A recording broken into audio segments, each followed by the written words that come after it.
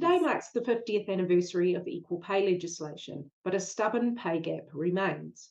Recently, efforts to genuinely close that gap have ramped up, with a range of business led initiatives seeking to make a difference in the substantial 9% difference between men and women's median wages.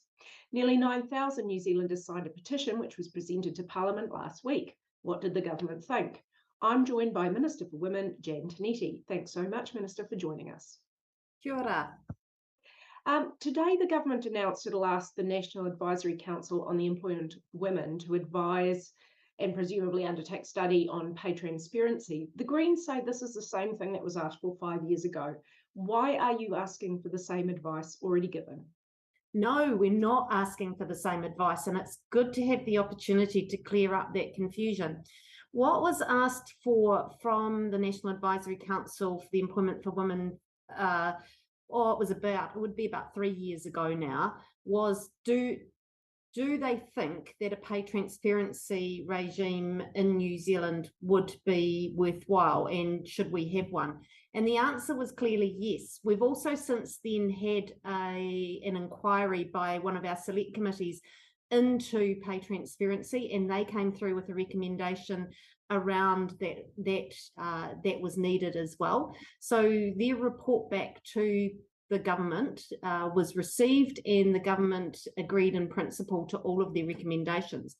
What we're asking NACQ to do now is to actually go ahead and develop the policy. So that's quite a big difference from what was asked before. This is the how and the what is what we want to find out. We also want to ensure we do the policy work to make sure that we have a system that works for Aotearoa New Zealand. We don't want to put something in place that's going to have unintended consequences, which might be where we've seen in some jurisdictions overseas, the levels of pay coming down for everyone. We actually want to see women's pay rise up to meet those of men. So we close that gap completely. Would you agree, though, that 3 years or even 5 years, depending on who's saying this, I think the Greens said it was 5 years, but you're saying 3, it is quite a long time between having that conversation and developing the policy, isn't it? So it's not like nothing's been happening in the meantime. So there's a lot of other work that has been happening. We have developed and launched the Women's Employment Action Plan, which identifies all of the barriers to women's employment.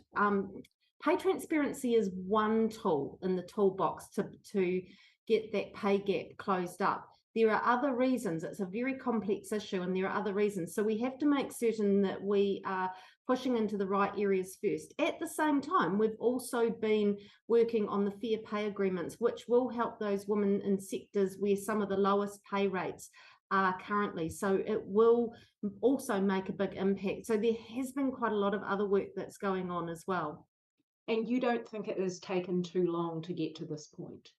Look, I would like there to have not been a pay gap at all by the time that I came in as Minister for Women at the end of 2020. I think the fact that we've had a pay gap for so long does say, well, that's wrong. We should never have had that pay gap. That act that passed 50 years ago, we should have been in a lot better position than we are now. But if we don't want to make that worse, we need to ensure now, with what we know now, that we get the policy settings right.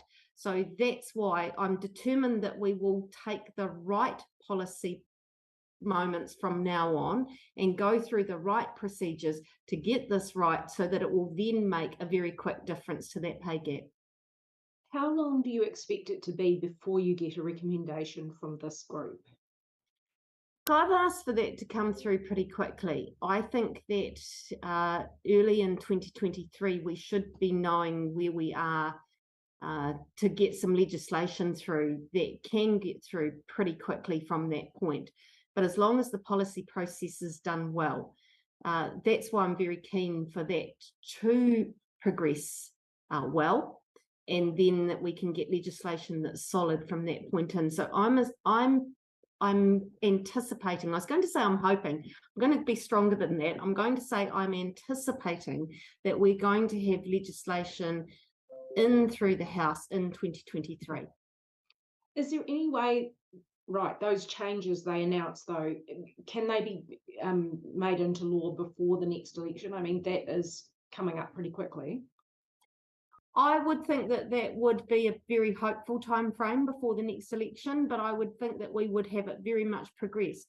Can I just say, though, that there is nothing to stop businesses working on their own pay transparency system now, and we have many that do, and I want to say well done to those businesses who do that.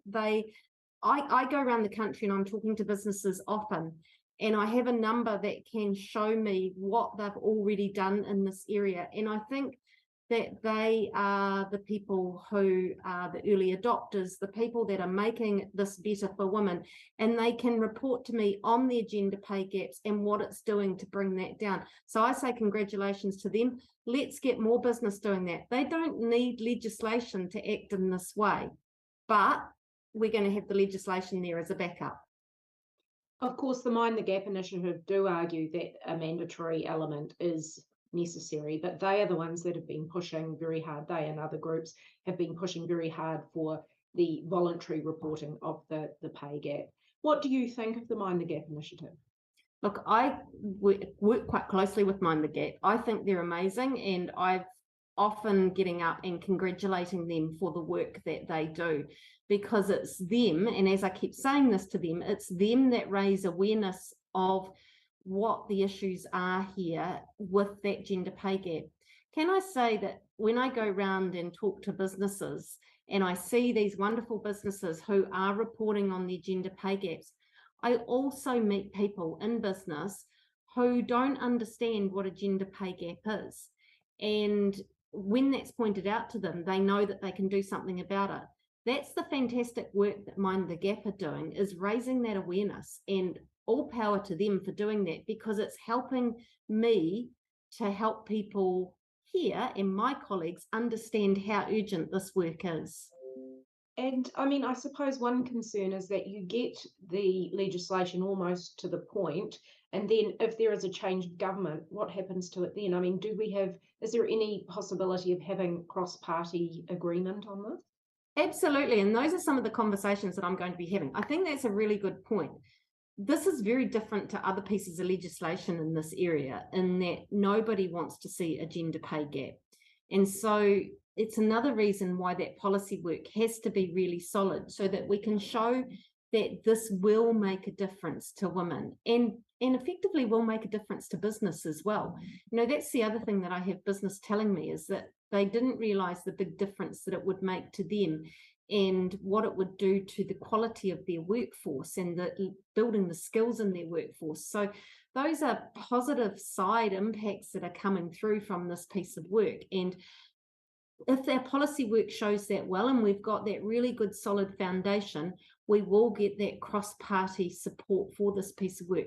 That's now my job to do that, and I will be having conversations with my counterparts across the parties. In any initial work that you've done, is there any indication of what year or roughly when we could get a zero or close to zero pay gap if we instituted all the changes that are required?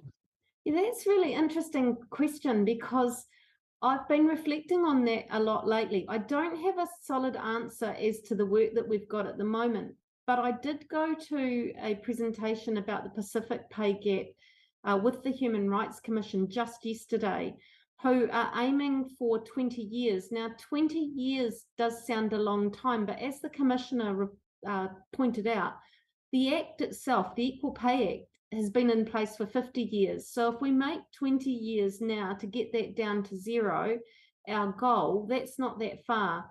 I want to be a bit more ambitious around that. I want to sort of say, let's halve that. Let's say 10 years and make that an aspirational goal, but let's also make a goal that we can make it from aspirational into reality pretty quickly.